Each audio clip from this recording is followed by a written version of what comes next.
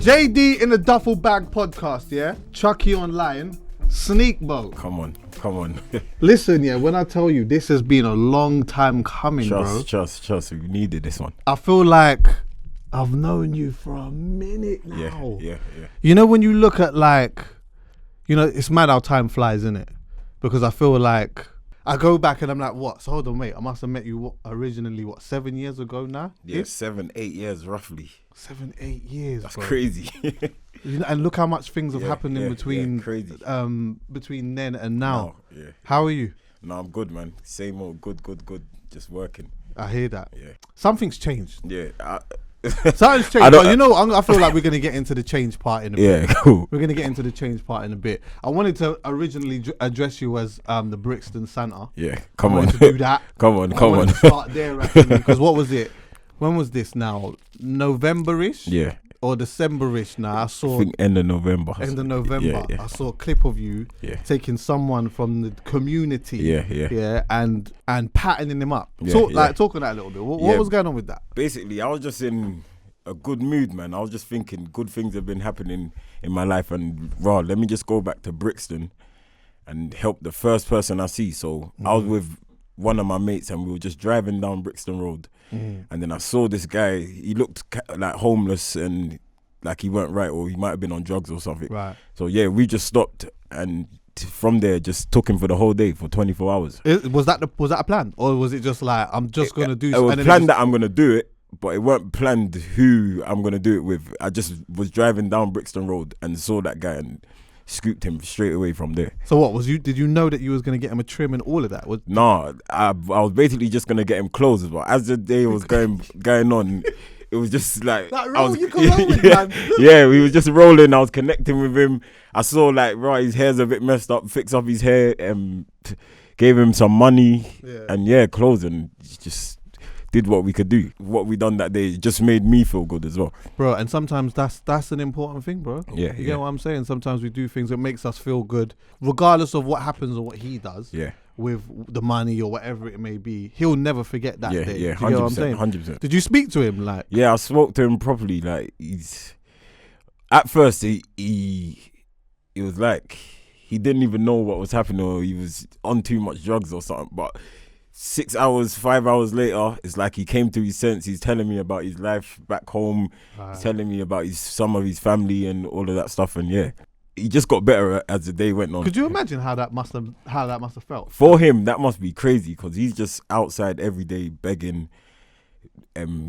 Obviously, no one really shows homeless people love in the streets. So for him, it's like someone's just come, and he was talking like I'm not God, but like it must, bro. It's crazy. Like every day. Like, so how long he's been on the streets for years? For years, probably. Years. Yeah. So then one day he's in a whip. With man them. Getting a trim. Like, I told him, you don't need designer. Listen, we're going straight to Primark, because that's where I can buy you loads of stuff, like boom, boom, boom.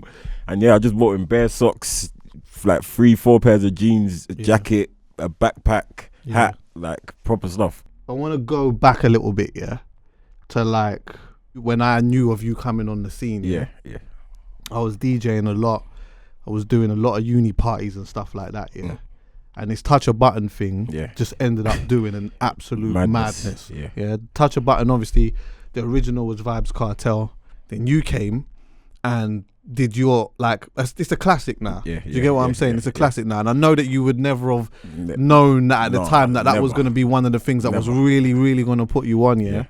But just for like painting the picture's sake, tell me a little bit about like what was going on in your life around that time. Around Touch a Button.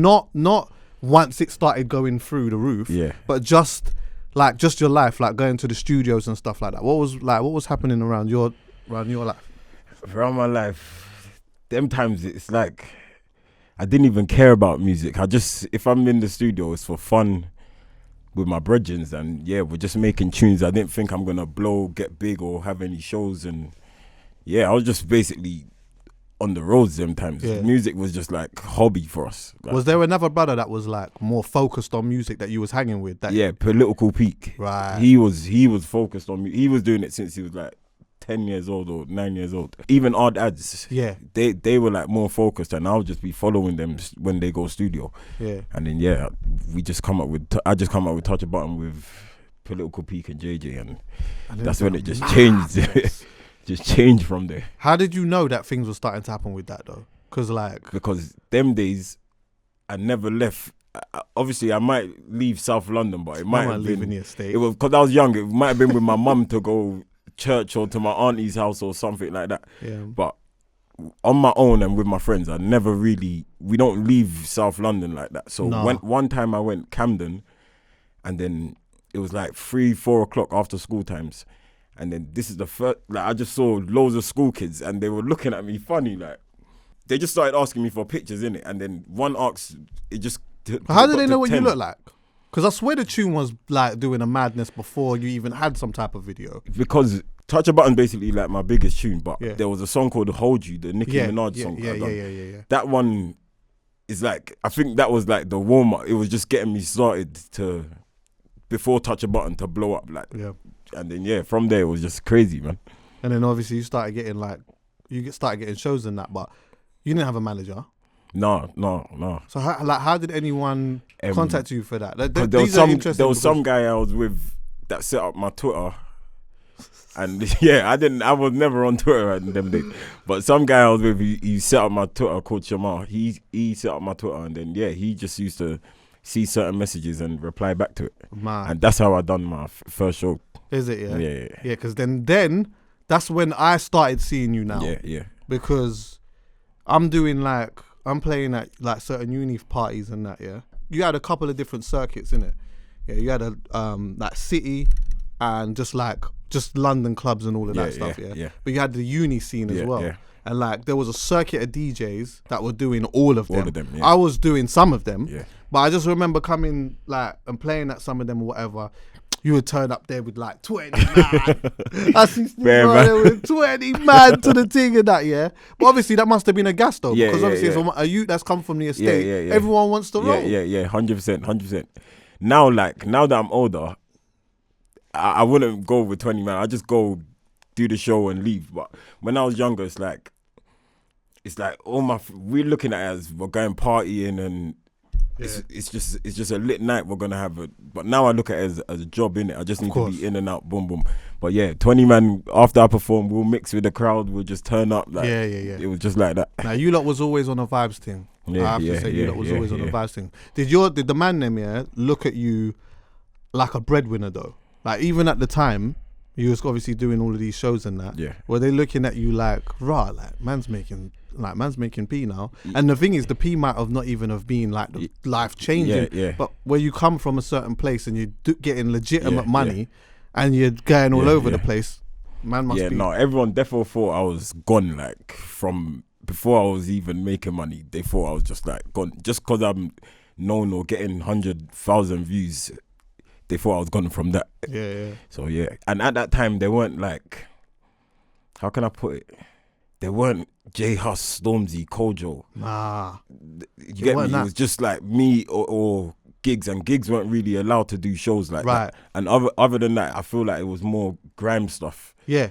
Yeah. The scene, thinking about it, the scene at the time was here. See, say it's here now. Yeah. And like people are getting the life-changing things and whatever. Yeah. It was more from a business standpoint. It was more here, but everyone was everyone loved it. But it didn't feel like the infrastructure was there for us to start making the real bag from 100%, 100%.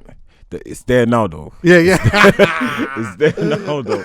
These youths are lucky right now, I'm telling you. Bro. First tune or first mixtape, man, living. Like, I'm telling you. No, trust. Some of them, bro, some of them come up now, get one hot year. Yeah. And that's it. Yeah. Man are touring off 3 songs sometimes. Like, I'm thinking, no, this is crazy.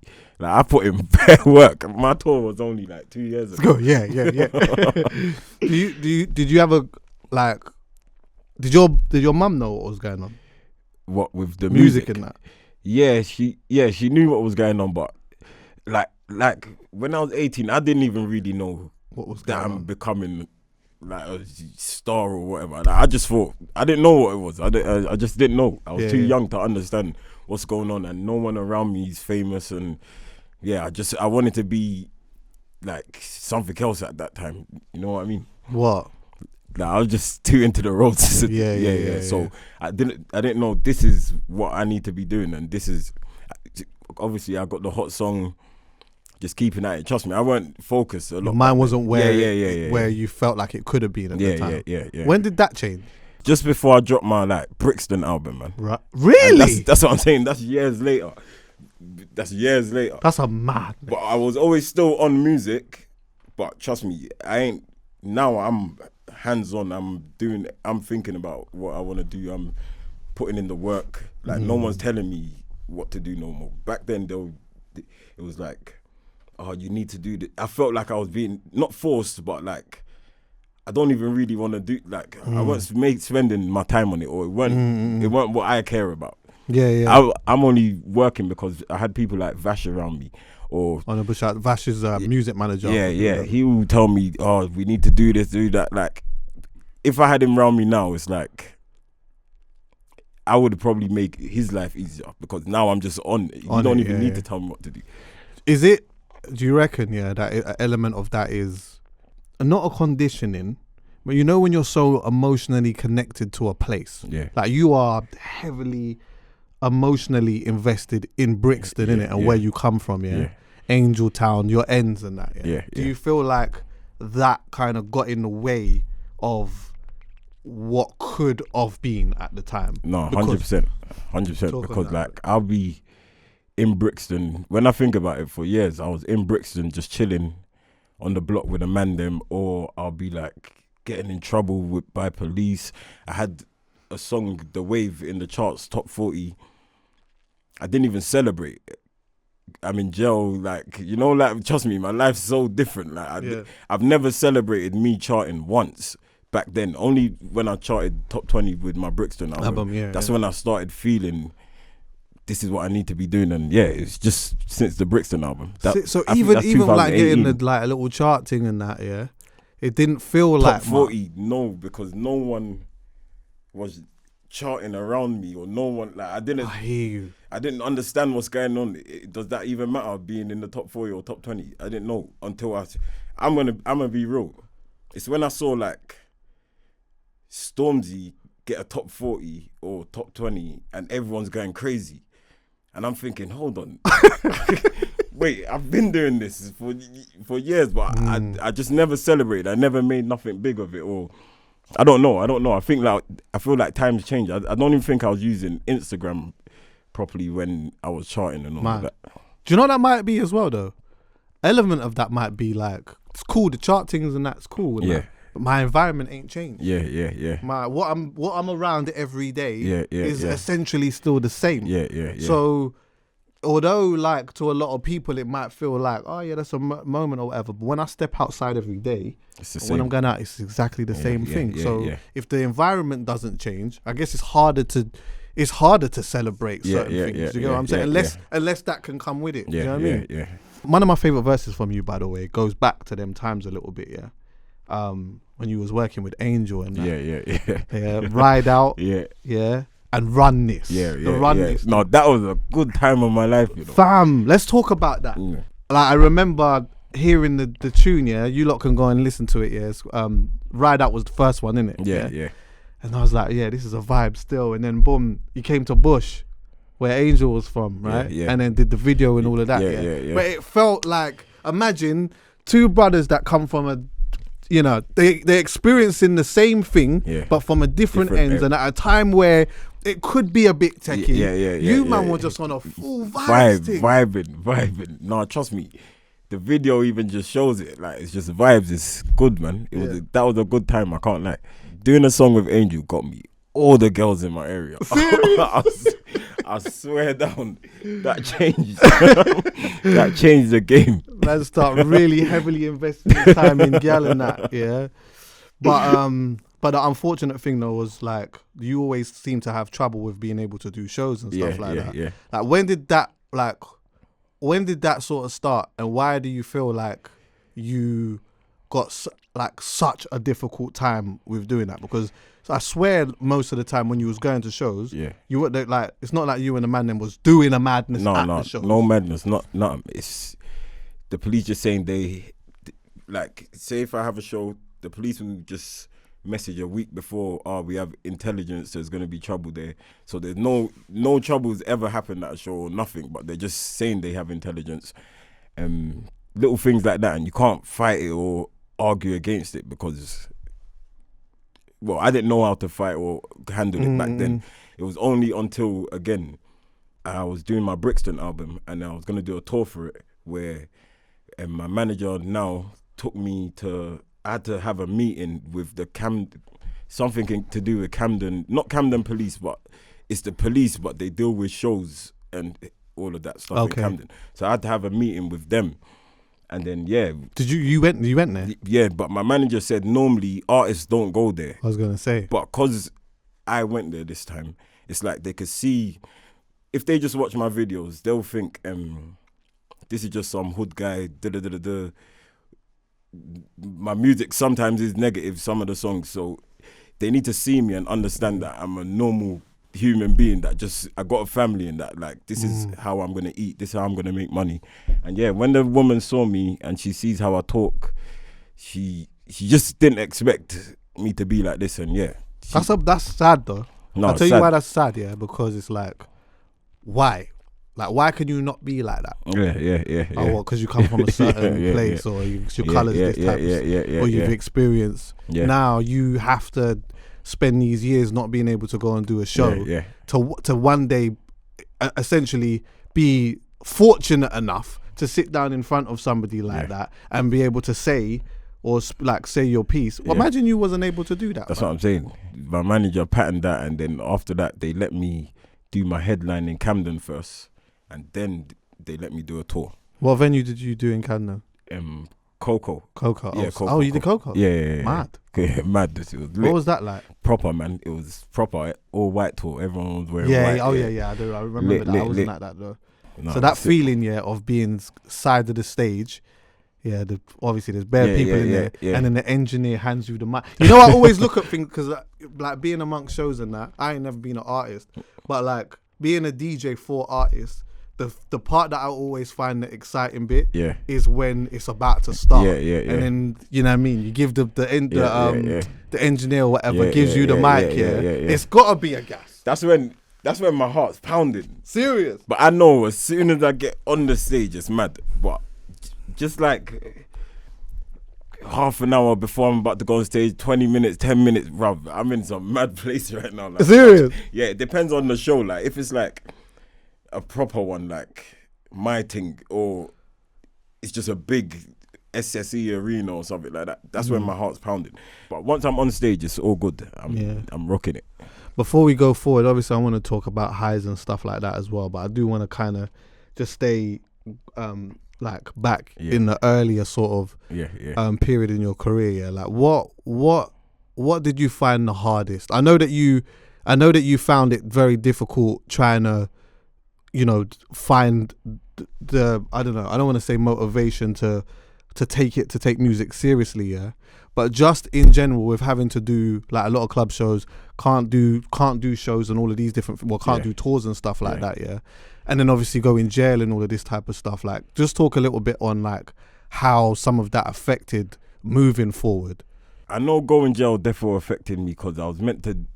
That was the first time I was gonna sign to a record label at when I first got in the game. But when I went jail, I ended up never ever doing that deal. I don't know if that affected me or if it benefited me, because since then I've been independent the whole time. Yeah, the whole time, and now like all my songs, I own the rights to it, and just little things like that. Neat. Little things like that. So I don't know if that was a bad thing or a good thing, because I've seen like some of my friends that I rap with back then, like they've leveled up to some next level after getting signed. Some obviously. Are they still here? Yeah, like let's say Crept on Conan. Oh yeah. They're doing good since getting signed. But there's some man that's been signed and I ain't heard from them again. Like their thing's not going so well. So I don't know, man. I don't know if not getting signed. How close was you to signing before you went jail? Probably like next week I'm gonna sign a deal. Man. Next week I'm gonna sign a deal. I had wireless, bare mad shows, like crazy. Serious? Yeah. Oh Crazy. man. And how long was you inside? How long did you do? It was not. No, not even that long, but It just like, messed up everything. Yeah. And it was like 2 months or 2 to 3 months, but it messed up a lot of things. Didn't that make you see when you was obviously away then? Yeah. Now your head must have been in a completely different. Because there's one thing just going like you obviously got to go in for a couple months and all of that. Yeah. But I remember speaking to Lowski, Yeah. and he was saying to me that like what he went inside at a time where he was supposed to have like bare festivals and he's hearing it on the radio. Yeah, that's the worst time, man. That's exactly what was happening with me. My song was top 40 and I'm in jail, like hearing it on the radio. The people that I'm with in jail are saying, why are you here, man? At that time, I'm not. Then I don't really know how big I am, but they're letting me know, like, you're big Sneakbo, and you're in jail, like, boom, boom, boom, boom, boom. So yeah, it was stress, man. Yeah. Well, you recovered, but then flipping. Obviously, I was seeing you about and whatnot. One time I see you at Wireless, Yeah. And I think Angel was going to bring you out. I think that's what the whole thing was. Yeah. Pepsi stage. At Angel's one, I swear they didn't let me perform. That's what I was going to say. Okay. So imagine we was backstage or whatever. Yeah. I'm saying, yo, what's going on, whatever. And you're like, rah, they're trying to kick man out. I'm like, what? What are you talking about? And then you said something about, like, apparently I can't. Next minute, you had to leave. I don't even think I spoke to you properly about that. Yeah. What actually happened with that? I can't really remember what happened, but I just remember being there and then the security's just looking at me like there he is, or they're just onto me and I'm asking them what's wrong, but they're not saying what's wrong. They're just saying I'm not allowed in the park and that's what I'm saying, not giving me good reasons. Unless only because now I have a team that will go look into these things. Yeah. That's why it's getting sorted. Other than that, I would have been just getting kicked out. Till now. Yeah, exactly. I hear that. You did it the following year though, nah? Yeah. I hope you charged the man, brother. You can't kick man out, and then what? I'm charging an extra 30% on top of them. Yeah. No, trust. One time I done it, I came out with Young and I think Disturbing London on the main stage. And then the next time I done it on my normal. What's that stage? I don't know. I can't remember the name of the stage. And then another time I done it on main stage with Gigs, the day he brought out Drake. Oh yeah. I done active with him. Yeah. Did you connect with Drake back then at that point as well then? Because obviously I remember Drake No, I didn't connect with him at that point, but I was connected with him. Where did I connect with him? At his one, the 03, when he made it the 03. And Tiffany Calvo was bringing people out. Oh, okay. And yeah, Drake's good, man. Drake's a little reminiscing vibe and that. Yeah, for those who don't know, years ago, this was one of the reasons why Drake always I gave Drake maximum respect, because he was sitting and he had a conversation with a presenter called Max. Yeah. And this was like mad early in his career. And then she was asking about UK music and he was like, like I'm proper on that. And he started talking about you. But the thing that I rated even more so, was that he even mentioned Odd Ads. Because I was like, nah, he's not just, like some people come in here just like, like they just say the biggest name. Sneakbo's the hottest right now. So I'm going to just say that. He mentioned him as well. And I said, rah, like, nah, like he actually obviously knows like his thing. he knows his thing in it. So yeah, it's good that you two connected on that type of vibe still. 100. A lot has changed, bro. Yeah. And there's two things that I wanted to sort of bring up with you. Yeah. There's the things that can change when things start happening with music, innit? Yeah. And money starts getting made. Yeah. But then there's also a change when you become a father. Yeah. You get what I'm saying? I don't know what that's like. 100%. I don't know what that's like. But firstly, let's go to the music aspect, Yeah. You're starting to take things serious now. Yeah. You maybe haven't signed a deal and all of these type of things, but now you're starting to understand the industry and owning the rights to things. But I've done one deal with my 9 Lives album. That was with Island Records. Oh really? Yeah. Who signed that? Twin. That was Twin, Oh, but sick. he's gone to another label. Yeah, he's Yeah. So like, what changed when you started taking things seriously Serious. with music? Yeah, like what then changed for you?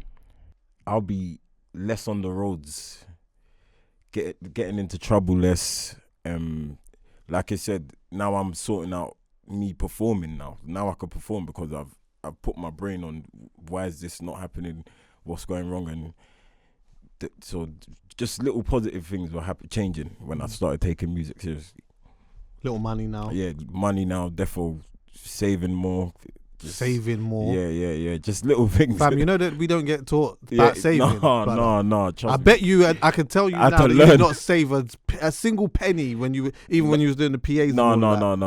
I had to learn, fam. I had to learn the hard way. Serious? Like, did you get low? Like on low, big and serious, you get low. Very low. Like how low? Like £100, £50 low, fam. And I'm big famous. Like I'm big Sneakbo. You can get lows. So all you upcoming rappers, just understand, man could get very low. Even though you're the hottest right now, trust me, I've been super hot. I've been shutting down wireless and I'm low. You know what I mean? Like little things like that. So yeah. But then you became a father. Yeah. Yeah. You became a dad. Yeah. And that's when I said, I was watching you. Yeah. And I thought, immediately I saw the change. Yeah. Immediately I saw the change, bro. Yeah. What was that like for you?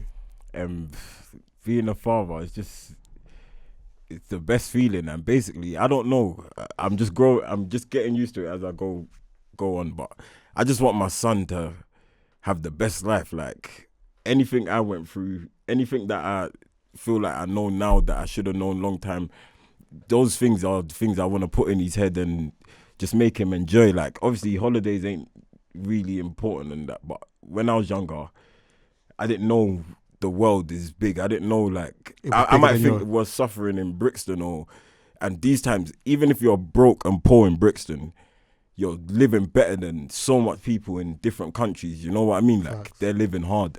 So, yeah, I just want to, I don't know, man. I don't know how to explain it, but yeah, I've just changed and my life is about my son. Wow. I don't want to get in no trouble. I can't afford to be missing out no days. I can't afford to be beefing people on the roads and, like, it's pointless to me. I just want to be with my son and enjoy it. You got drawn out for a quick moment. Yeah. No, I've been drawn out. Still, it's dead. You get, You can get. This is the thing, yeah. When you're still so connected, like you've spent so many years there. Yeah. And around a certain mentality, it's hard. Yeah, no, it's hard. But you can't always get drawn, bro. You can't always allow yourself to get drawn out. I know you're easy. Yeah. No, you can't, man. Got to stay positive. Is that difficult? Is that the difficult part of the job for you? Yeah, in that, like, with Instagram and with Twitter and whatever, anyone can be whoever they want to be online, innit? Yeah, anyone, and it's like everyone wants to draw you out because I, not that I'm moving soft, but like I'm not moving like the Sneakbo everyone first met or something. So like, people try to test me now, but obviously I'm just different now. I've been through so much that I just know how to handle myself. Has Brixton changed?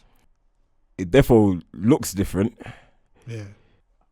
I won't say it's changed. Like the people, it's just a new generation. Like it's a new generation of young people out there, and yeah, man, that's what's changed. Yeah, I look at like bare ends and that, and I think, rah, like.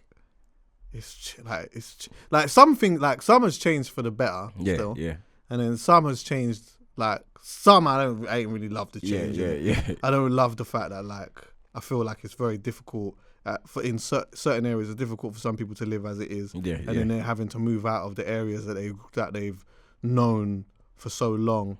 I can't afford to stay there, and that I don't really like. And I just think that, like, it in the unfortunate nature of, like, some of these areas, like, culture is born in that. Do you get what I'm saying? Yeah, like, no, 100%. Stylistic 100%. styles, and 100%. you get what I'm saying? Because I even think that, like, when I'm rapping now, or because I was in Brixton, that's why I had that style. That's why my lyrics come out certain ways, or I might even just say little things like dagga dagga that. That's from me being in Brixton around my Jamaican friends and all of that stuff. Yeah.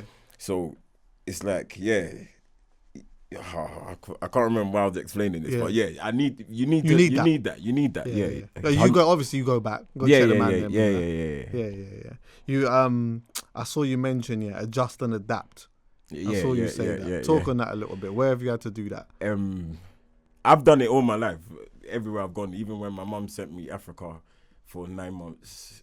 Wherever I go, I just adjust and adapt. But I thought, reason why I tweeted that, because I thought I was going to be in Dubai for like 6 months or the rest of the year. Yeah. So I just thought I'm going to adjust and adapt to this and start making it from here. But one thing I didn't know, until recently, was this cat thing. Yeah. And we had a conversation about that because I did a doc with Vice, where they came to me and they said to me, oh yeah, boom, while we're in lockdown, let's do some investigative stuff. And I was like, all right, cool. I'm going to send you a phone. And do you know about this Sneakbo turning into a cat thing? Then I'm like, I heard some foolishness about that like time ago. But you know, like that's one thing that comes through your ear and out the other or whatnot. So for fun now, I've like gone through and I've realised that loads of people were talking about it. Yeah. And then I couldn't believe it, bruv. Literally, as I've sent off the phone, you've put out your album cover and it's the cat. I said, yo, talk on the album cover. Yeah, the album cover basically, it's called 9 Lives. It's just got the cats around me because when I was growing up, this is probably like 08, from 08, 09, I just heard a rumour that I got chased by the Peckham Boys. I ran into a McDonald's toilet, and then when the Peckham Boys came in and they kicked off the McDonald's door, they've seen my boxers, my chain, my everything on the floor, and the cat's on top of it. So they're basically saying I changed into that cat.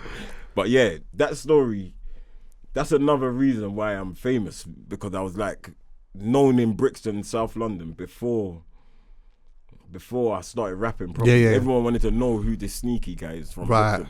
So yeah, that played a big part in I don't know who started it. I think it was some girls from I know the group of them, but I don't know who started it. But I always think it's the girls. Has anyone ever come to you and said, you know, I can't lie? No one has said they've started it. No one. I thought it was probably them though. I thought it was the Peckham youth still. Yeah. I always, every time someone says that, I always say, ask the Peckham Boys, right?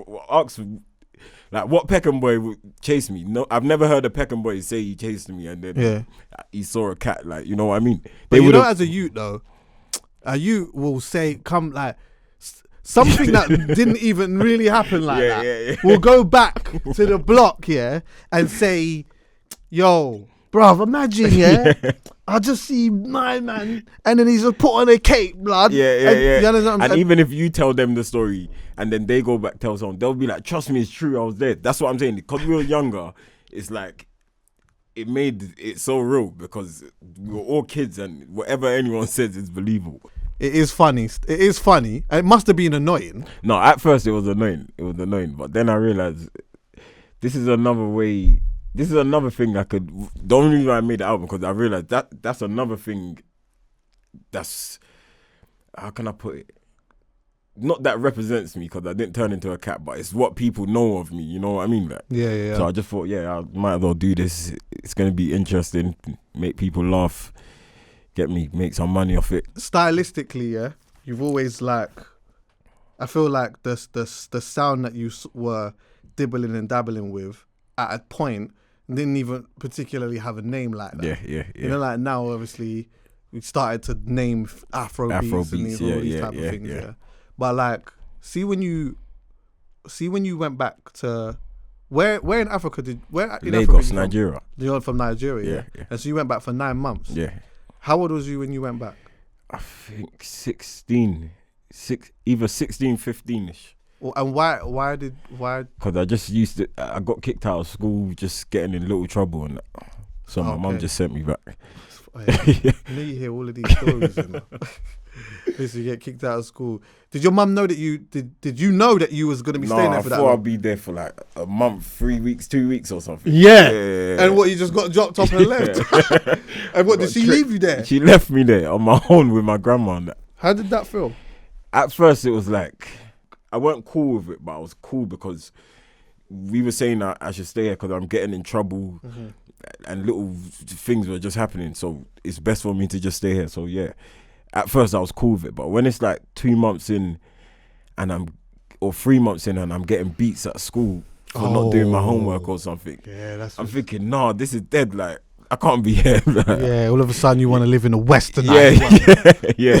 Little things like that. Just waking up, going to school, having to wash my clothes with my hands. That's what made me want to come back it just made me want to be back in London. Can you see in hindsight now though? Can you see the beauty in what it is? Yeah, 100%. If my son's not gonna go down that road, but if he ever did, he'll be definitely going to Africa, because that saved me. That changed my life. That made, when I came back to my same friends, it's like I was the smartest out of all of them.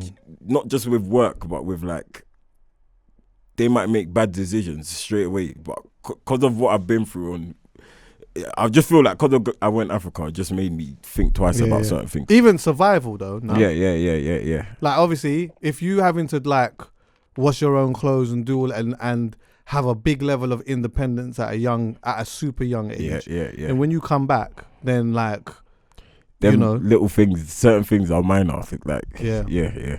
But musically, obviously, that's played a part as well, because you've like always taken a bit of that, taken a bit of the block, taken a bit of the dancehall style in that, and merged it into one thing, and not to undermine you, but not necessarily knowing that you're part of somebody, like part of trying to create a certain style. You just did it. Naturally. No, trust me. That's what I'm saying. When I see people like J Hus say Sneakbo made this sound or started this and I followed, I'm thinking, raw, that's crazy. Yeah. Like, that's what I'm saying. At that time, I don't know what I'm doing. I don't know that this kid J Hus is looking at me and he's gonna be the next big thing just because he's saying, raw, that sound that my man was doing. Like, yeah, man, it's crazy. It's crazy. Do you two chat? Yeah, like, we're cool. I haven't done a song with him or nothing, but yeah, like, he's cool. When I see him, sometimes in the DMs or something, we might chat. Yeah. I know that you've been in this game now for like 7-8 years-ish, yeah? Yeah. Right? I'm like, all right, cool. He's like a light OG, just a light OG. Yeah. Wait, can I just say something? You see, even me just now saying this kid J Hustle or whatever, what I even forget sometimes, all of these people like J Hus, whoever, Kojo Funds, they're all my age. I know. Some of these rappers they compare me to are 10 years older than me. Yeah. That made me know, listen, when I'm 30, something big is coming. Like, I just need to keep going. Like, facts. Something mad's gonna happen soon. Like, it's my time's coming. Yeah, right facts. now. Yeah, do you know what that's testament to, bro? The fact that you came through at such a young age. Yeah. Do you know what I mean? Like, because I think, and that was where I was going to as well. Yeah, is that like anyone that loves music, loves this scene or whatever, and followed it for a while, would have seen that you came through it like almost at a certain era where that wasn't the coolest thing in the world at that time. Yeah. But your come up was still in and amongst that. And like a lot of these were a lot older than you. Yeah. So like, I hope that with time to come, what you've done from the start all the way up to now doesn't get lost in all of the gas. Because what you did was fundamental in like kicking open a lot of doors. We just didn't see it so much at the time. But it's only hindsight now. But you're still young though. People still look at you like the OG. Yeah. No, don't worry. Something crazy is gonna happen soon. I know. I feel it. do the young lot, like, do the younger bucks though, the proper young bucks, do they look at you like the OG as well though? Yeah. Like Notes. You know Notes. Yeah, of course. Obviously you know Notes, but like I've seen interviews of him saying like Sneakbo OG, grew up to Sneakbo. Mo Stack, I've seen him do it. J Hus's tweet. Stormzy's said it to me before. So like I feel like they know, but it's like people don't know, but they know. Yeah. People that are supposed to know. Yeah. People that are supposed to know. And then like, what is important then? I guess that's the question, isn't it? Like, what is important to you? Is it the people that are supposed to knowing, or is it wider than that? Like people that listen to the music and Like, I don't know. I just feel like I don't want to be called the Godfather or whatever. But like with Wiley, you just know, even if he ain't got a banger right now or whatever, you just know Wiley. I don't know if he's a starter grind, but to me, that's what it looks like. Wiley started this, all of that stuff, and with this Afro sound and wavy type of music or whatever, people don't really know. Like, I think people think J Hus started that. Yeah, like it doesn't feel like you're cemented in it. Like in terms of the surface conversation. You see this part here. The surface conversation. It doesn't feel like it's cemented yet. But underneath the surface, beneath the surface, for people who know that like that have a certain being around, seen certain things or whatever, or have a certain love. I feel like it's cemented there. No, I feel 100%, like it's 100%. It doesn't bother you that like you, because I don't think, have you been nominated? Not nominated for?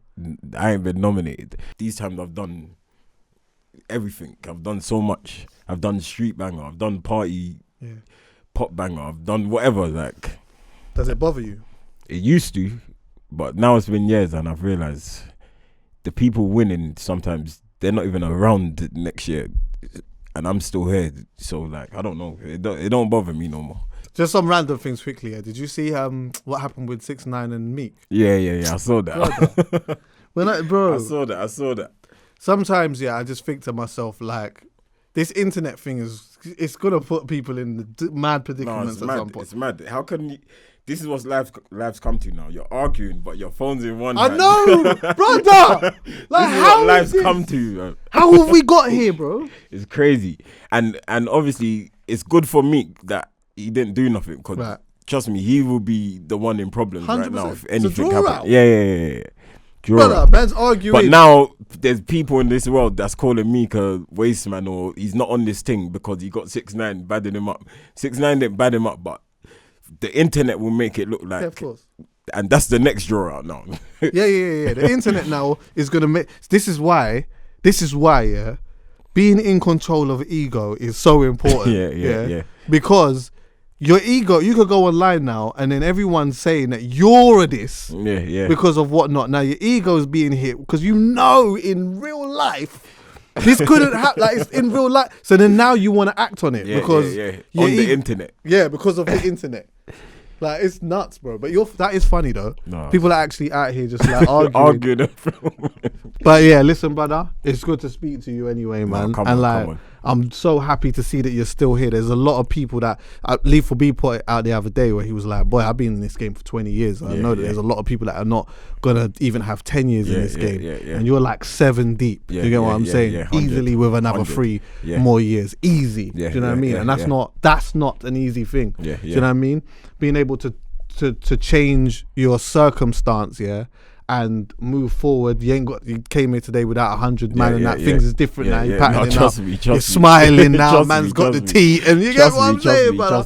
I'm proper happy for you, bro. Serious, progress. Yeah, man. Bless you. Thanks for coming through, man. No, come on. Thanks for having me, man. I appreciate it. Yeah. Come on. Love. JD in the Duffle Bag podcast. Yeah. Chuckie Online. Sneakbo. Yes. Honorable shout out to Nike as well.